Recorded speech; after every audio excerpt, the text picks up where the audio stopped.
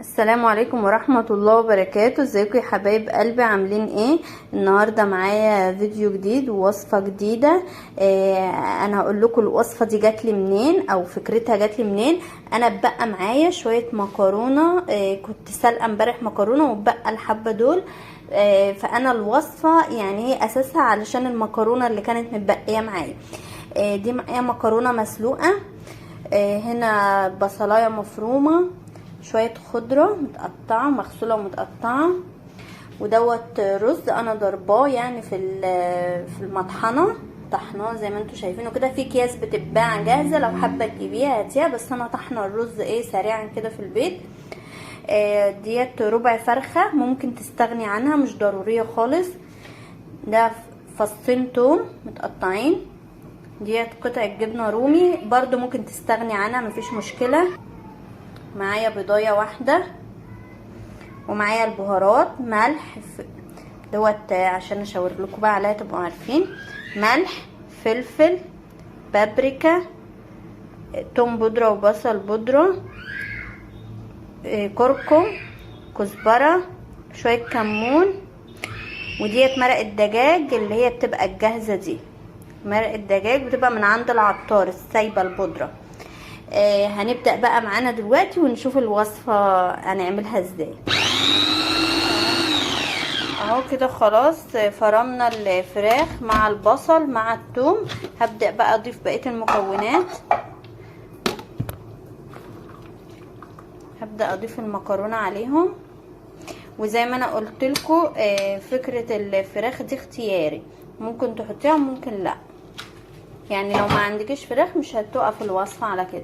وهنبدأ برضو نضربهم برضو مع بعض، يختلطوا مع بعض كل المكونات مع المكرونة تاني.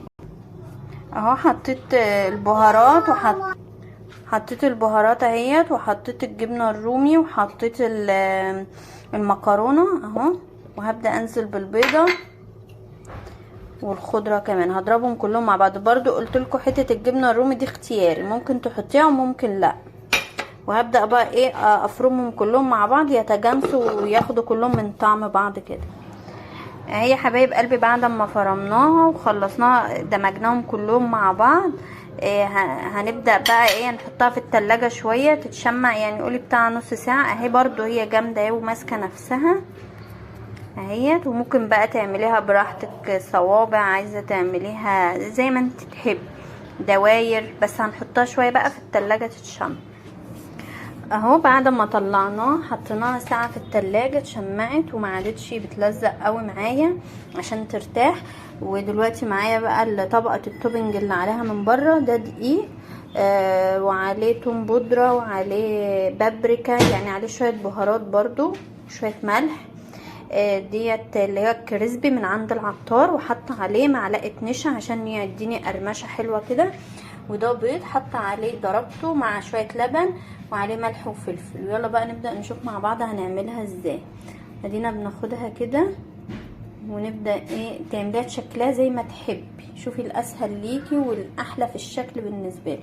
هنحط الاول، هنبدأ بالدقيق الاول، بعد كده هنزل فيها بالبيض، واطلع من البيض انزل على الكريسبي اللي عندي عشان يعمل لي الطبقة الخارجية.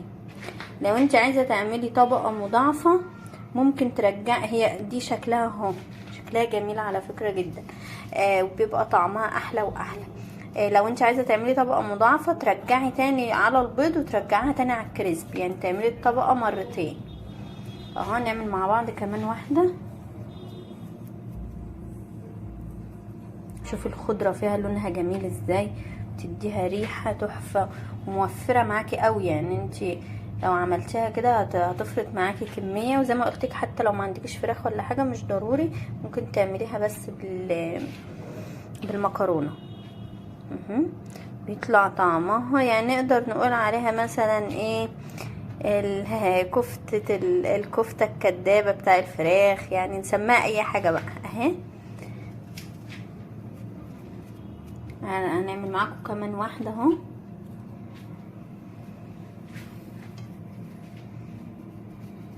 بتنزلي كده هي الخطوات كده، دقيق الاول عشان تقفلي المسام بتاعتها، وبعد كده بطلع على البيض اهو، ومن البيض بقى بطلعها على الكريسبي يديني القرمشه اللي بتبقى جميله قوي من بره دي. بس واضغط عليها كده مش قوي برضو، يعني بضغط عليها ضغطه بسيطه بحيث ايه تمسك معايا على الطبقه الخارجيه.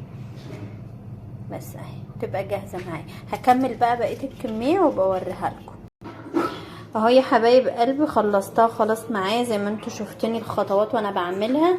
شوفي عملت معايا كميه قد ايه، وسايبه برضو حبه كمان عينهم علشان ابقى اطلعهم في اي وقت اصبحهم واجهزهم برضو كده، عشان ما عنديش يعني مكان في الفريزر عينها كلها اهي. شايفه كميه جميله. انا دلوقتي عامله ده بحيث ان انا ايه هفرزه وهحطه في الفريزر. بس انا هحمر معاكم كام واحده علشان ايه، عشان تشوفوها على الطبيعه يعني. وبعدين شوفي انا عملت ديت صوابع اهي زي ما انت شايفه اهو، وعملت كام واحده بصي بالشكل ده، دواير كده عامله زي الهمبرجر، عشان ايه ولادك ممكن يحبوا الشكل ده اكتر، فانت تشكليها زي ما انت عايزه.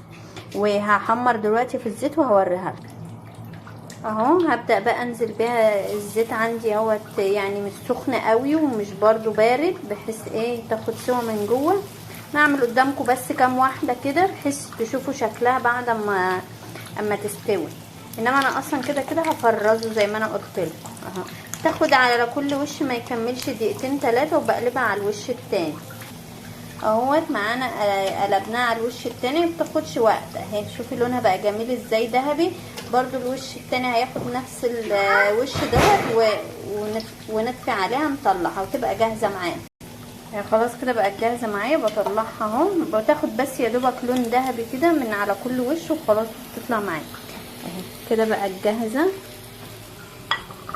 اهي. ده لونها وشكلها اما بتطلع. انا بس محمره اتنين عشان اوريك. شوفي القرمشه، شوفي مقرمشه ازاي وجميله اهي. بصي بقى كمان من جوه، بصي الجمال. وعايزه اقول لك ريحتها بجد بجد تحفه.